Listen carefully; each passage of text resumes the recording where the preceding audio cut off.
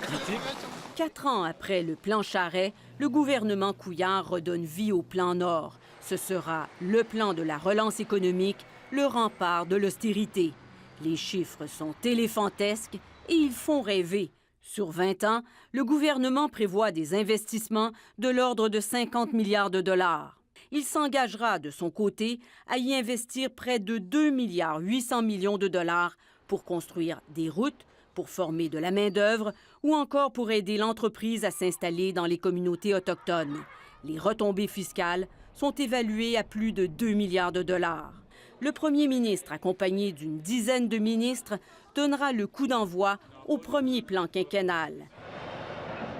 Actuellement, 17 projets miniers sont dans les cartons. On en connaît déjà quelques-uns, comme la mine Arnaud ou le diamantaire Stornoway.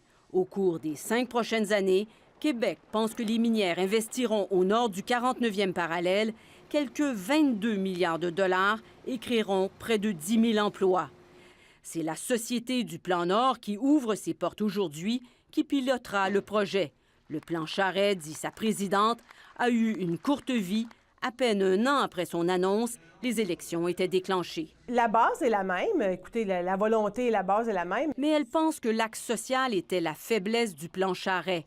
Québec proposera un pont entre l'entreprise et les communautés. Des projets pilotes parrainés par la ministre déléguée à la santé publique seront mis en place avec 2 ou 3 entreprises. On va consulter plus le milieu, on va s'approprier plus le milieu et il y a plus de gens du milieu qui vont être impliqués. Peut-être, mais le marché des métaux est à la baisse. Mais Québec veut envoyer le signal qu'il se prépare au retour des beaux jours. Ça nous donne l'opportunité de mettre en place des bonnes structures et puis avoir des bonnes planifications. Il reste que le projet Couillard est beaucoup plus conservateur que ce que laissait miroiter le plan Charest. Il prévoit que les investissements seront 30 milliards de dollars moins élevés.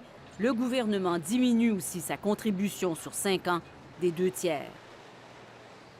Martine, donc, Plan Nord, prise 2. Est-ce que cette nouvelle mouture a plus de chances de réussir? Quel signal le gouvernement veut-il envoyer?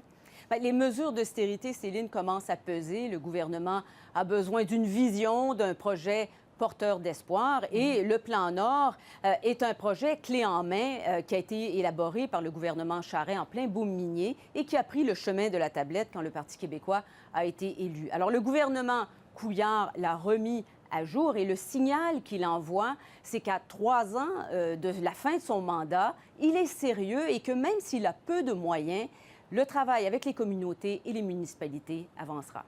Oui, n'empêche que tout ça dépend bien sûr du prix des métaux qui est à la baisse. Bien, soyons honnêtes, Céline, si les prix des métaux remontent, on se bousculera pour investir dans le Nord, mais le pari que fait le gouvernement, c'est que bien préparés, plus de Québécois pourront en profiter. Très bien. Merci beaucoup, Martine. Au revoir.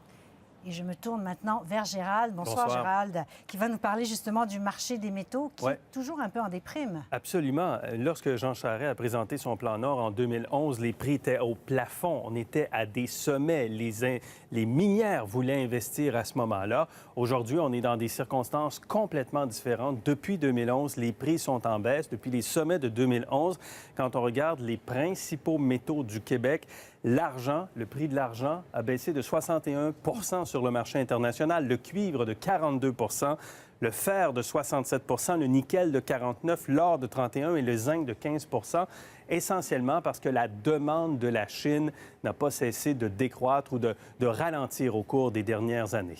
Je vois ces chiffres-là. Est-ce que le Québec va s'endetter avec ce plan? Les milliards qui sont investis dans le plan Nord vont s'ajouter aux autres milliards qui sont investis dans les infrastructures. Ça se fait essentiellement par endettement. La dette brute du Québec de 2014 à 2020 va passer de 197 à 220 milliards de dollars. Mais quand on regarde la dette, c'est par rapport à l'ensemble de l'économie qu'il faut regarder ça. On prévoit, selon le dernier budget, l'État que la dette brute représente 54 aujourd'hui de notre économie. Ça va tomber à 49 mais pour ça, ça prend de la croissance économique. Il faut que le plan Nord, notamment, génère de la croissance économique au Québec.